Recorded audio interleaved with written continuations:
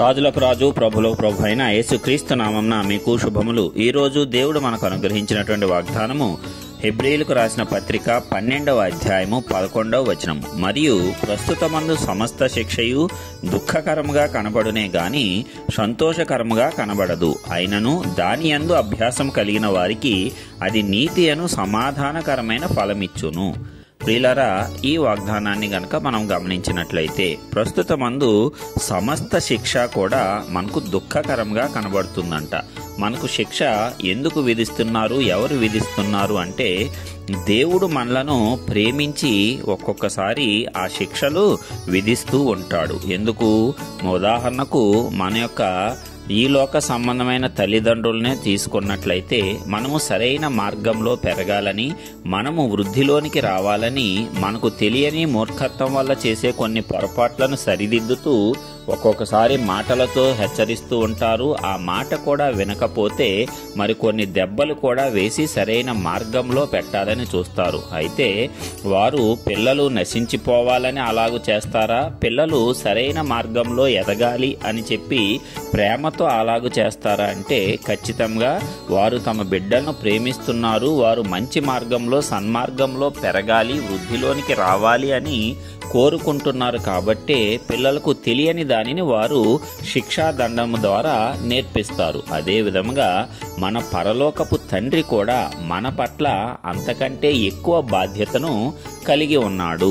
మనము ఏదైతే శరీరానుసారంగా నడుస్తూ పాపలోకంలోనికి, పాప జీవితాన్ని అనుసరిస్తూ నడుచుకుంటూ దేవుడు మనకి ఇచ్చినటువంటి నిత్య జీవాన్ని కోల్పోయేటువంటి స్థాయిలోకి వెళ్ళిపోతున్నామో అప్పుడు దేవుడు మనలను సరైన మార్గంలో పెట్టడానికి క్రమశిక్షణ చర్యలు చేపడతాడు. దానిలో భాగంగానే కొన్ని శిక్షలు మనకు అమలయ్యేలాగా ఆయన అనుమతిస్తాడు. అయితే వీటన్నిటి ద్వారా మనకు తుదకు మేలే కలుగుతుంది. మనలో ఉన్నటువంటి ప్రతి విధమైనటువంటి చెడుతనమును తొలగించటానికి ఆ శిక్షలు ఉపయోగపడతాయి. అందుకే ప్రభు యొక్క శిక్షను తృణీకరింపకూడదు, ఆయన గద్దింపును నిరాకరింపకూడదు. దేవుడు మన మార్గంలో ఏదైనా ఒక ఆటంకాన్ని కలుగజేశాడు అంటే, మనల్ని హెచ్చరిస్తున్నాడంటే మనం అక్కడ ఆగాలి, ఆలోచించాలి, దేవుని యొద్దకు వెళ్ళి మొర్ర పెట్టాలి. దేవా, ఈ మార్గం సరైనదా కాదా?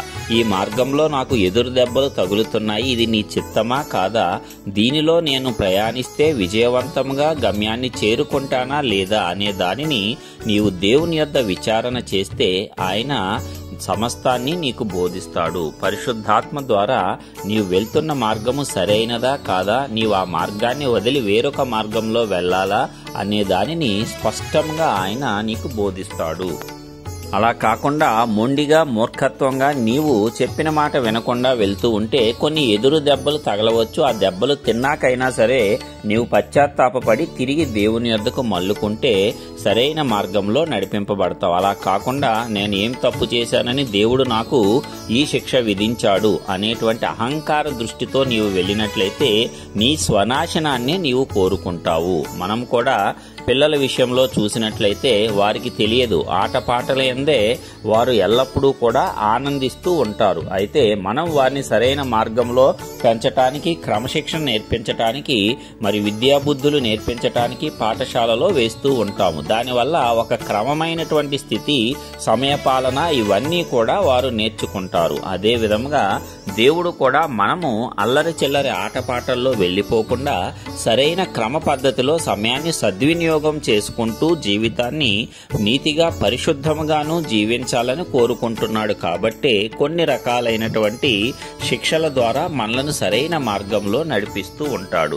వాటికి మనము లోబడినట్లయితే త్వరగా ఆ మార్గంలో ప్రయాణం చేసి చక్కగా మన గమ్యాన్ని చేరుకుని ఆనందంగా జీవితాన్ని కొనసాగిస్తాం. అలా కాకుండా దేవుని మాటకు అవిధేయులమై మాటిమాటికి తప్పుడు మార్గంలో వెళ్తూ ఉంటే నీ జీవిత కాలం అంతా కూడా దేవుని చేత శిక్షాదండనం పొందవలసే వస్తుంది. అయితే తుదకు దేవుడు నిన్ను నీతిగా పరిశుద్ధంగా చేసి తన యొద్దకు తీసుకుని వెళ్తాడు. ఎందుకంటే దేవుడు నీతిమంతుడు, పరిశుద్ధుడు. కాబట్టి ఆయన యొద్దకు వచ్చువారు, ఆయనను చూచువారు, ఆయనతో కలిసి నివసించువారు అందరూ కూడా పరిశుద్ధులై ఉండాలి. అందుకే ఆ పరిశుద్ధత కోసమే ఈ లోకంలో మనకు ఏర్పడేటువంటి శ్రమలు గాని, ఆయన విధించేటువంటి శిక్షాదండము గాని. అందుకే మనమందరము దానికి లోబడి ఉండాలి.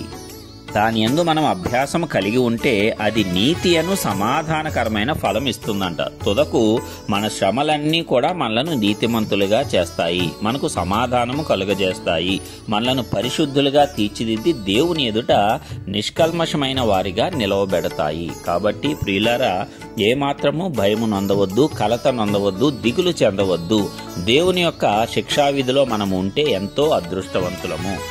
అపవాది చేతిలో పడుట కంటే మన దేవుని చేతిలో పడుటయే మనకు మేలు. దేవుడు ప్రేమ కలిగిన వాడు కాబట్టి శిక్ష విధించి సరైన మార్గంలో నడిపించి ఆశీర్వదిస్తాడు. అదే అపవాది చేతిలో పడితే వాడు నిత్య నాశనం అయ్యే వరకు కూడా మనల్ని హింసిస్తూనే ఉంటాడు. కాబట్టి మేలైన దానిని ఎంచుకొని దేవుడిచ్చేటువంటి శిక్షను గద్దించకుండా, తృణీకరింపకుండా సరైన మార్గంలో నడిచి నీతి పరిశుద్ధతతో జీవితాన్ని మనం ముగించటానికి పరిశుద్ధాత్మ దేవుడు కృపనివ్వాలని యేసు నామమున ప్రార్థించుచున్నాను. ఆమేన్.